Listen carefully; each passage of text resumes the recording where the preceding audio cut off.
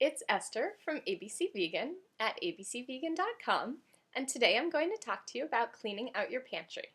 You're on this great new healthy track, you're getting all the crap out of your body, and I'm so proud of you. I know I want you to keep it up, and I'm sure you do too.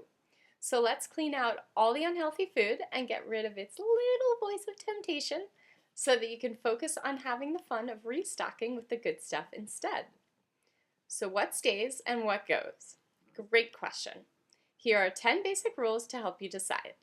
Rule number 1, never believe health claims on the front of a product, like low fat, 100% natural, etc. Anything with these claims is trying a little too hard and should potentially go. You can decide by following rule number 2, which is always read the nutrition facts and ingredients lists. There are lots of clues on there to help you decide if a product deserves a place in your healthy pantry or not. So what are those clues? Rule number 3, check the calories versus the sodium. These should be at approximately a 1-to-1 ratio. Something with 100 calories should have no more than 100 grams of sodium. If it does, toss. Rule number 4, check the amount of fat calories. These should be no more than 20% of total calories. If they are, toss. Rule number 5, check for all the varieties of sugar. We consume so much hidden sugar in processed foods that needs to go. Aside from the obvious corn syrup, also look for barley malt syrup, dehydrated cane juice, dextrose, fruit juice concentrate, honey, maltodextrin, raw sugar, rice syrup, sorghum, and sucrose, just to name a few.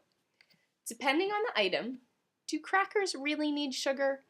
Any sugar at all could indicate it should go. But if there's 3 or 4 types, definitely toss. Rule number 6, related, check that ingredient list for the type of sweetener.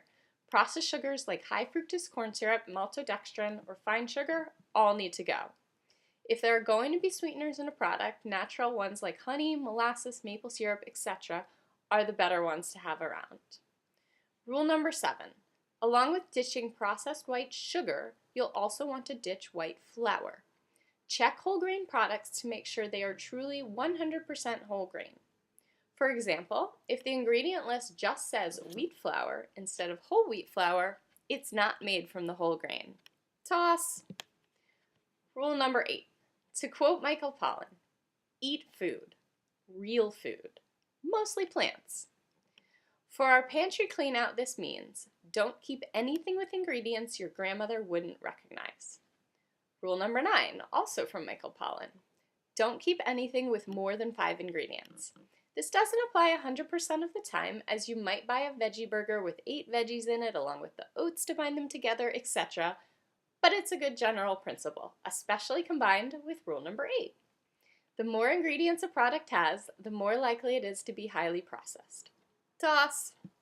And lastly, rule number 10 to answer what are some basics to keep around as you build your pantry back up.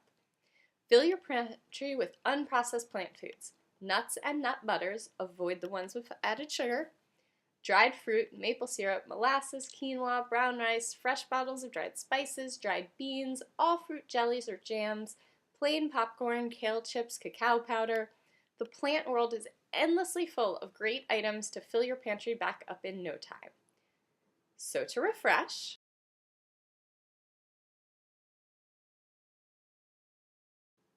I hope this list gives you some guidelines on where to start. Enjoy tackling that pantry and reward yourself with a nice green smoothie when you're done. Again, I'm Esther from abcvegan.com, and please get in touch if you have any questions. Talk to you later.